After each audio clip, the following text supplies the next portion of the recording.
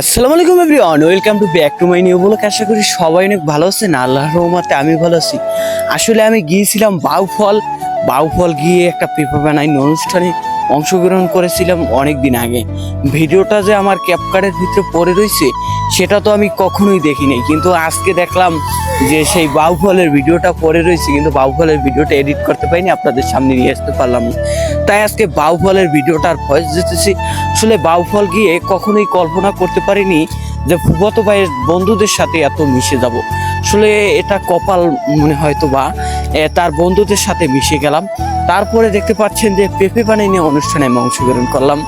মরিচ দিয়ে খাইতেছে, আসলে কার জানি এখন জিভে জলাই পড়ছে। এই যে সিয়াম ভাই, আসলে সিয়াম ভাই খুব ভালো একজন আমার সাবস্ক্রাইবার, তার নাম না বললেই নয়, আসলে সে খুব ভালো একটা মানুষ।